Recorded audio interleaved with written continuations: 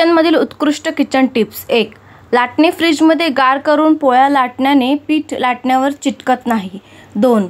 मासे खाताना काटा घशात अडकल्यास कोरडा भात खावा. 3.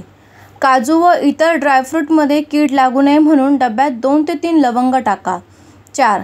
कारल्याची भाजी करताना कारल्याची भाजी कडूपणा घालवण्यासाठी चिरलेल्या कारल्याच्या चकत्या काही वेळापर्यंत ताकात बुडवून ठेवाव्यात.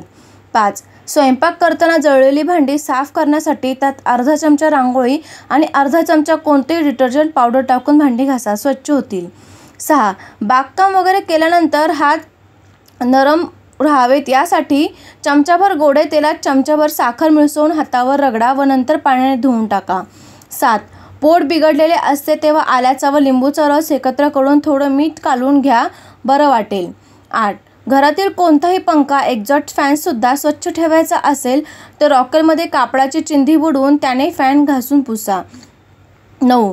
भाज्या फ्रीजमध्ये ठेवताना एक कोरडा स्पंजचा तुकडा त्याबरोबर ठेवा. 2-3 दिवसानंतर स्पंजचा तुकडा पिळा व त्यातील पाणी निघून गेल्यावर भाजीच्या बॉक्समध्ये पुन्हा ठेवा. 10.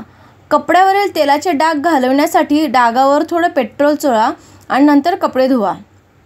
11. डोसा बनवताना डोस्याचे पीठ तव्याला चिटकू नये म्हणून वांग्याचा किंवा कांद्याचा तुकडा तेलात बुडवून तव्यावर चांगला फिरवावा. 12. हिवाळ्यात खोबऱ्याचे तेल घट्ट होऊ नये म्हणून त्यात कॅस्टर ऑइलचे थेंब टाका आणि चांगले हलवून घ्या. 13. पावसाळी दमट हवेत खोबऱ्याचे डोल तसेच ठेवू नये. एकाच्या 2 वाट्या करून उडीद डाळीत ठेवाव्यात, म्हणजे त्यांना बुरशी न लागता त्या चांगल्या राहतात. 14. तोंडात फोड झाल्यास एक हाताचे बोट दुधावरील साईत बुडवा आणि त्या जागी लावा, आराम होईल. 15. लाल मिरची दळायला देण्यापूर्वी तिला मोहरीच्या तेलाचा हात लावावा. वर्षभर लाल रंग राहतो. वर्षभराचे तिखट मसाला, हळद यांना कीड लागू नये म्हणून हिंग टाकून ठेवावा.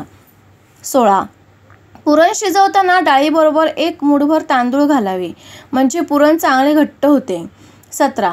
पुरणाची, गुळाची, सांज्याची किंवा खव्याची पोळी करताना कणकेत किंचित सोडा घालावा, पोळ्या हलक्या होतात. 18. शिरा करताना रवा निम्मा भाजल्यानंतर ओल्या नारळाचा चव घालून पुन्हा भाजावा, नंतर नेहमीसारखा शिरा करावा, जास्त चवदार होतो. 19.